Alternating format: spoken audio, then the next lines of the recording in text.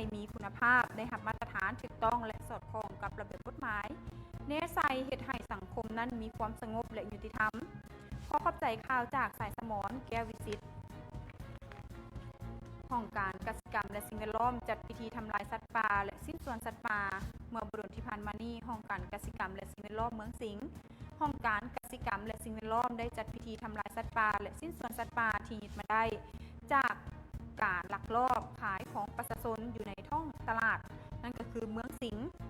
โดยการเข้าร่วมของทานสุดใจไซอินพรกรรมการพรรคเมืองหัวหน้าห้องการกสิกรรมและสิ่งแวดล้อม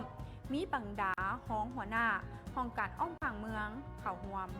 ซึ่งว่าสัตว์ป่าและสิ้นส่วนสัตว์ป่าที่ยึดมาได้ในครั้งนี้น้ำหนักรวม14กิโลในนั้นประกอบมีตัวอ้น1โตเจีย16โต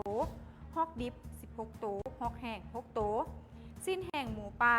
หนังหมูป่าจำนวนหนึ่งและยังมีสัตว์ป่าและสิ้นส่วนสัตว์ป่าที่ยึดมาได้ในครั้งนี้แมนได้ทำลายถิ่มทั้งหมดโดยการคุบหุมปังทางนี้ก็เพื่อปกปักรักษาสัตว์น้ำสัตว์ป่าที่จะสูญพันธุ์ก็ปฏิบัติตามระเบียบกฎหมายของภาครัฐวางออกขอขอบใจข่าวจากกลุ่มพาสุวรรณีการนำเมืองไซจำพรได้มีการลงติดตามสุกยู่การซ่อมแปลงเส้นทางแต่เทศบาลเมืองหาบ้านเพียงดีเมื่อบุรุษที่ผ่านมานี้ทานสอยมณีจันยิงเป้าห้องเลขาพรรคเมืองหักษาการเจ้าเมืองไซจำพรได้สมทบกับห้องการโยธาธิการและขนส่งเมืองภาคส่วนที่เกี่ยวของขันเมืองลงติดตามสุกยู่การซ่อมแปลงเส้นทางแต่เทศบาลบ้านน้ำอ้อนหาบ้านเพียงดีซึ่งมีระยะเส้นทางทั้งหมด19 กว่ากิโลเมตรที่ได้รับผลกระทบจากพายุพัดผ่านในระยะที่ผ่านมาเฮ็ดให้ดินนั่นเจือนทับถมเส้นทางห้องระบายน้ำเส้นทางบางจุดแมนเป็นคุมเลิกการสัญจรพบความยุ่งยากหลายบอนทีจะต้องได้แก้ไขดังนั้นทางด้านการนำเมืองจึงได้ประสานสมทบกับห้องการที่เกี่ยวข้องเสนอหาบริษัทเพื่อแก้ไขฉุกเฉินในเบื้องต้นการซ่อมแปลงเส้นทางในครั้งนี้แมนบริษัทพาเจริญจำกัดเป็นผู้เอากลจักรเข้ามาซ่อมแปลงทั้งเป็นผู้ประกอบส่วน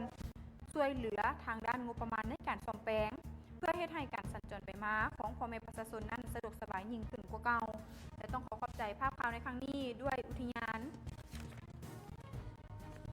ครอบครัวทานวาลิยะสีจันท้องทิพย์มอบงัวแม่พันธุ์เพื่อช่วยเหลือครอบครัวผู้ด้อยโอกาสในเมืองวิลาบุรีในระยะที่ผ่านมาศูนย์สุขภาพวิชาชีพห้วยกงเมืองวิลาบุรีแขวงสวรรณเขตได้จัดพิธีมอบหับงัวแม่พันธุ์จำนวน9ตัวรวมมูลค่า36 ล้านกีบที่ครอบครัวทานวาลิยะสีจันท้องทิพย์กรรมการประจำพรรคแขวง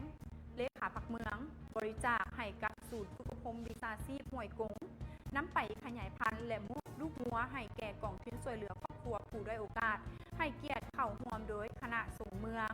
มิทานวาลิยะสีจันท้องทิพย์กรรมการประจำพรรคแขวงเลขาพรรคเมืองทานสมานอาเนกาผู้อำนวยการใหญ่บริษัทล้านสร้างมิเนโลนจำกัดและมาถึงปัจจุบันนี้กองทุนช่วยเหลือครอบครัวผู้ด้อยโอกาสแมนได้มอบงัวแม่พันธุ์จำนวน832ตัวให้แก่124ครอบครัวในเป้าหมายของโครงการซึ่งว่าการบริจาคในครั้งนี้ถือเป็นการประกอบส่วนที่ว่ามีความหมายความสำคัญจากครอบครัวการนำเมืองในการส่งเสริมกองทุนเพื่อช่วยเหลือครอบครัวที่ว่าทุกข์ยากผู้ที่ว่าบ่มีทุนทรัพย์ในการผลิตเพื่อช่วยเหลือให้พ่อแม่ประชาชนผู้ทุกข์ยากภายในเมืองได้มีโอกาสได้มีเงินไขทำการผลิตสร้างเศรษฐกิจให้กับครอบครัวให้นับมือนับดีขึ้นเทื่อละก้าวขอขอบใจข่าวจากวิทยุกระจายเสียงแขวงสวรรณเขตดาวทำสมนี่ก็ได้บ้า